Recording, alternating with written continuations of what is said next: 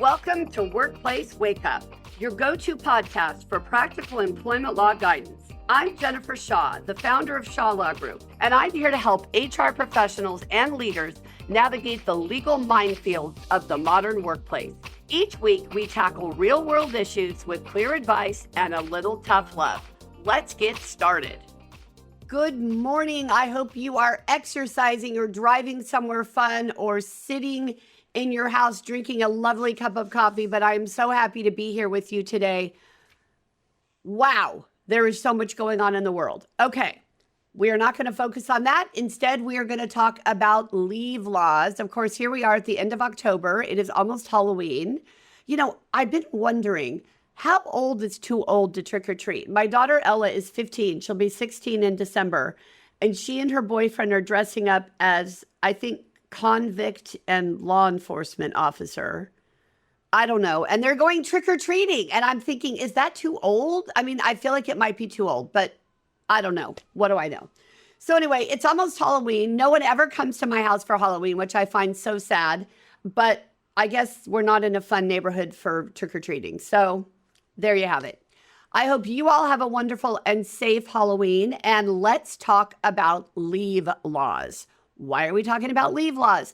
Because you guys, I average 10 conference calls a day with clients, and 8 of them are about leave situations. I mean, leaves are so confounding sometimes. So I want to talk to you about California-specific leave laws. Our California paid sick leave, the Healthy Workplaces, Healthy Families Act sick leave, the California Family Rights Act, which of course gives people time if they're ill to care for a family member who's ill or to bond with a new child. That doesn't mean a baby, by the way. They could have adopted a new child, or a new child could be placed with them in foster care. And also paid family leave, which, as you hopefully know, is not leave at all. Paid family leave is a wage replacement benefit. It's actually the flip side of state disability insurance. So you get SDI benefits when you can't work because of your own condition. You get paid family leave benefits up to 8 weeks of wage replacement benefits when you can't work because of a family member's condition or to bond with a child. Okay, so couple things I want you to think about here. And this is not just happening in California. I think it's interesting that everybody always says, oh, California is so tough to do business in. And I know, I get it. I mean, we have another huge employer here in Sacramento, Blue Diamond Almond, that is closing their facility, putting, 800 people out of work. It's super sad. It's been here for a long time. They have a beautiful building in downtown Sacramento, and they're going out of business here in Sac. They're closing the facility. So I'm not saying it's easy, okay, but we're not the only state. Oregon, Washington, Hawaii, Maine, New Hampshire, New Jersey, New York. These are states that have very protective laws for employees, just like California does. So, couple things I want you to think about. Under California paid sick leave, okay, which remember we call our Healthy Workplaces, Healthy Families Act sick leave, you now have to give people 40 hours of leave, okay? Now, it's actually 5 days. So if they regularly work 10 hours a day, they're getting 50 hours of leave, okay? The 40 hours is what we think of for an 8 hours a day, 5 day a week job. But if you've got somebody who's working 10 hours a day, they're getting 5 days, that's going to be 50 hours, all right? So there are changes there. Remember that you can front load or you can accrue. There are requirements for both. I really like the FAQs that are available on the Department of Industrial Relations website. If you just search for DLSE sick leave FAQs, you will get a really nice link to a bunch of questions and answers. And actually, they've been in place since the paid sick leave law came into being in 2015. So they're updated all the time, a very good resource.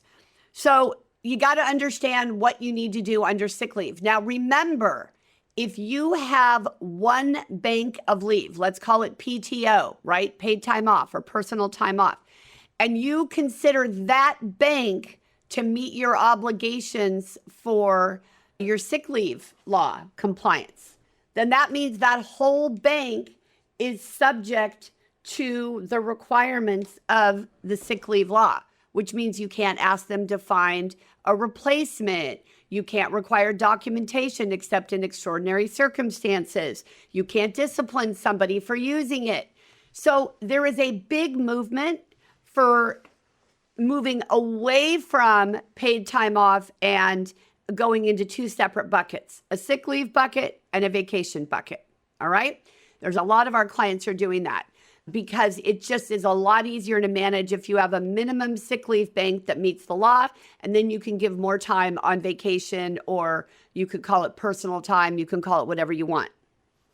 So just know that's complicated. Another thing that's happening both under the sick leave law and under the California Family Rights Act is that employees can take this time for a designated person. Okay, so it doesn't have to be a family member. They have to list who the designated person is, and you can only designate once in a 12-month period. But the bottom line is they get to pick. It could be the neighbor. It could be their dog groomer. It could be their barista at Starbucks, okay? They get to pick for sick leave, and they get to pick for CFRA, and they don't have to be the same person, all right?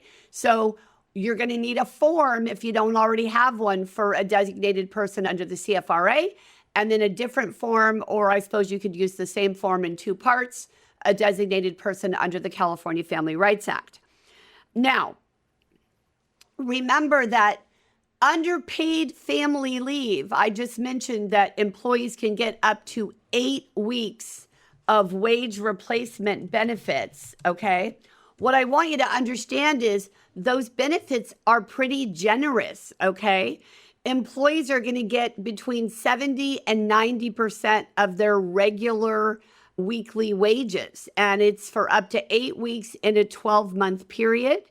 All they have to have done is earned and paid into the state disability insurance program in the last 18 months, and they only have to have earned $300. So it's pretty simple. What's important to understand about paid family leave is it is not job protection. All it is wage replacement, okay? And that's important to understand because a lot of folks will come in and say, oh, well, now I want to go take my paid family leave as if it's a leave of absence. It is not a leave of absence, okay? That is not how it works. It is wage replacement, but it is not job protection. By the way, the maximum weekly benefit is $1,681. It's pretty good. It's tax-free, okay? So this is a big deal. What does that mean that we have increased benefits? Well, I don't know how they're funding the increased benefits because the program was already in a bit of financial distress. But leaving that alone, more and more people are going to be taking leave because they're getting this wage replacement benefit. All right. So you just have to know that you're going to see more and more people who will be taking this time off. And that's really important because it's one of these things where the employees pay into this program and so does the employer. Okay. And remember, citizenship status, immigration status has nothing to do with benefit eligibility. Okay. Lower wage earners will earn up to 90% of their average weekly wages, and higher wage earners will receive up to 70% of their wages. There are exemptions for employers who have a voluntary plan instead of SDI. And also, if an employee has religious beliefs that require them to depend solely on prayer for healing, they can apply for a religious exemption from SDI so they don't have to pay for it. But otherwise, this is a benefit that everybody's paying for that employees get to use, okay? So that maximum weekly benefit amount, that $1,681, is pretty significant. And it is anecdotally, I can tell you that it's leading folks to take more leave time under the California Family Rights Act. Okay, now remember, when you have all of these leaves of absence going on, you have to track them. You have to find a way to keep track of, for example, when somebody's pregnant, they're going to take time off under pregnancy disability leave and FMLA. They run concurrently. But the CFRA, the California Family Rights Act, doesn't because our legislature wanted women to be able to save their CFRA time to bond with their children. Okay, so you've got to be able to track what runs with what's concurrent, what's consecutive, how is it being paid. Always separate the issue of are they entitled to leave from whether or not that leave will be paid and how it will be paid. Those are two separate issues. So in the case of paid family leave, they're going to get paid, but they have no job protection. In the instance of the California Family Rights Act, for example, they have job protection. They may or may not be entitled to pay under paid family leave, depending on whether they've used it before and how they're going to make that time compensated. All right. And of course, you have to make employees aware of all of these entitlements. When I was a brand new lawyer, brand new in 1994, I was looking at handbooks, and the handbooks were pretty new at that time. Remember, employment law didn't really get off the ground till 1991 in the private sector. There was obviously a lot going on with Title VII and the workplace in the public sector, but not a lot in the private sector till 1991. So at this point, it's like 3 years old, right? I had handbooks that were literally 2 pages long. Nordstrom had a handbook, Do the Right Thing. That was all they had in their handbook, do the right thing. Well, now your handbook has to include all sorts of information. Everybody needs to have a handbook. If you have 5 or more employees, you've got to have a handbook. And then you've got to deal with leave issues and wage replacement issues and time off and how things are used. We do, probably 500 or 600 handbooks a year for clients, maybe even more. And there are always updates every year. There's always things we have to add. There's always things we have to look at. So, it's just one of these things that we have to be very careful about. By the way, I want to make clear that when I said paid family leave isn't taxable under the IRS as a form of unemployment compensation, but it's not subject to California tax. So there's no withholdings is my point, okay? That just dawned on me, and I wanted to make sure I clarified that. Now, the other thing we have to remember is sometimes people apply for leave and they're not entitled to it. So we deny it. But then they're going to feel like that's retaliation, right? So you've got to have a legitimate reason to deny any sort of leave request. So the bottom line is, folks, if you have 5 or more employees, you are subject to the California Family Rights Act. If you have 1 employee, you're subject to California's pregnancy disability leave law. You have got to have somebody in your organization who is handling these issues. And even if you're outside of California, you've got to have somebody because you've got the FMLA, you have all sorts of other issues that are going to come into play. And many states have leave laws on the books like California's. So Hawaii, Oregon, Washington, New York, it's all over the place. So when you're thinking about how to administer leaves of absence, number one, you need a person accountable in your organization. You need somebody who's actually doing the work and will be keeping track. You also need to make sure you have the right payroll codes, right? You have to make sure that you're treating sick leave appropriately. Remember, sick leave is paid at the regular rate of pay.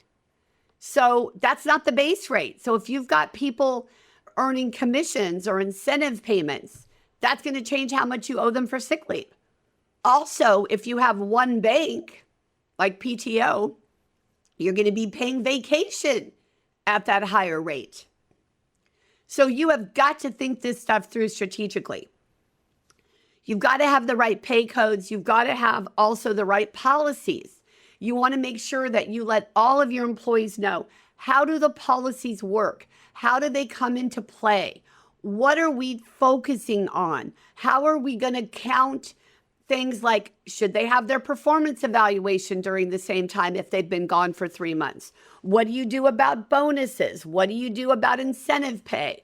What do you do about promotional opportunities? How about when you give evaluations, right? There's all kinds of factors that you need to look at when you're talking about how to administer and how to process these leaves, because there are so many different types of leaves. Remember, in California, we have crime victims leave. We have family and medical leave. We have pregnancy disability leave. We have sick leave. We have bereavement leave. We have voting leave. We have jury duty or subpoena leave. We have domestic violence leave. We have leave if you're on civil air patrol, if you're in the military, if you want to work at a voting location. I mean, there are hundreds of reasons that employees can be out in California under leave laws. I mean, don't forget about drug and alcohol rehabilitation, kin care, organ donor, bone marrow donor. When your spouse is in the military, now in California, we have reproductive loss leave. We have so many different ways for folks to be off work and so many different ways for folks to get paid for being off work, okay? So you have to think about all of these issues separately and collectively. So you've got policies and procedures that really make sense. If you don't do this, if you just download a policy from somewhere else, especially if it's not in the state where you're doing business, you are just asking for trouble because there's no way that you're going to be able to comply with all of these rules unless you take them one step at a time. And you really look at how the policies work, how your procedures work. All of that has to be taken into account. One of the common things I see, for example, is that folks are injured at work and then the employer doesn't count their time off under FMLA and CFRA, but they absolutely should because they're missing work. It doesn't matter that it's workers' compensation related. You want to run that time, right? From a strategic perspective, you want to exhaust those banks so that you don't have people taking unpaid time and then coming back and asking for protected time. So be very careful about your policies, your procedures, how you are administering the leave, what you do when somebody comes back from leave. You generally have to reinstate them to their prior job. Okay, that's just how it is. So you can't get sneaky. One of our clients called a couple of weeks ago. They're doing some layoffs and they had to lay off 50 people. And they said, Jen, we have a great idea. We have 36 people on leave right now. Can we just start with them?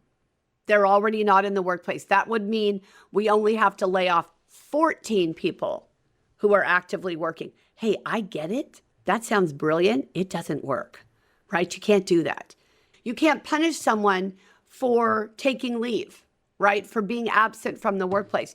They don't have a greater right when they're off than they would have had than when they were working. So don't forget about that. That's important because a lot of clients will call me and say, well, Jen, I was just getting ready to fire this person and then they came in and asked for leave. I said, that doesn't change a thing. Fire them, right? That doesn't change a thing because the truth of the matter is we are in a situation where just because somebody asks for leave does not mean that they're entitled to it if they wouldn't have been entitled to it if they were actively working. So you are already made the plan to let them go, then okay, let them go. Don't let them take the leave first. You don't need to do that. Okay, you absolutely don't need to do that. So that is important, that you understand not only what your employees' rights are, but what your rights are and what you're entitled to do. That's a very important part of this whole process, is understanding the full picture and really understanding how you can administer these leaves, have policies and procedures that make sense, but also not be in a situation where you are overwhelmed by the rules. You can learn the rules. We can do hard things. We do hard things all the time. You can absolutely do this, but you have to be organized and you have to really make sure that you understand what you're doing and why you're doing it. So part of this is really important to acknowledge, because I think for many of us, we just sort of feel like, okay, look, enough already about managing leaves. I'm just going to let people take time off when they want to take time off, and I'm just not going to worry about it. But you can't do that, right? There are all sorts of issues that can come into play. So I want you to be able to take a step back, really think about what you're doing and how you're doing it, and get your policies and procedures in place, okay? This is also going to require training. And it seems like the last couple of weeks we've talked about a lot of topics that need training, right? Reasonable accommodations, cannabis protections. This is another one. You've got to train your folks on these leaves. You don't want a supervisor or manager making a statement that they shouldn't be making, like, oh, you're not entitled to pregnancy leave because we just hired you and you have to work here for 12 months. No, you don't. There's no length of service requirement for pregnancy leave. So training is critical, and not only to train your leaders and your managers on how to communicate about leave, and training your HR folks. I mean, not every HR person is, really comfortable with all of these leave laws. Maybe they've been doing employee relations or labor relations, and they haven't been focused on leaves of absence. It's going to be the type of situation where you are going to have to make sure everybody's aware. You cannot hide the ball when it comes to leaves of absence. You just got to put it out there. I have clients who say all the time, hey, Jen, what if we just don't put it in the handbook? Can we just not tell people they have this entitlement? No. Certainly in California, somebody has an absence, they've asked for leave for a reason that might be covered under paid family leave, you got to give them a brochure. They tell you they need time to take care of their mother and they're eligible for the FMLA and the CFRA. Guess what? You better give them a designation notice and a rights and responsibilities notice. Now, for FMLA CFRA, they have to have worked for you for 12 months, right? And they have to have worked at least 1,250 hours in that prior 12-month period. But after that, there aren't a lot of additional requirements. So you've got to have a process, what I call a protocol. Just like when we're looking at immigration compliance, I told you, let's do a protocol. Figure out what you need to do and who you're going to talk to and how this is going to work so that you're ready if ICE comes on site. Same thing with this. Somebody asks for a leave of absence, you've got to be prepared. You cannot be scrambling when they ask you about it. You actually have to be ready when they ask you about it. So everybody, I know this is a lot, but as I said to you earlier, and as I tell Ella all the time, we can do hard things. And if you get that, and if you don't let this overwhelm you and you just take this one step at a time, you can do it. We're always here to help. There are a lot of other employment lawyers who are here to help.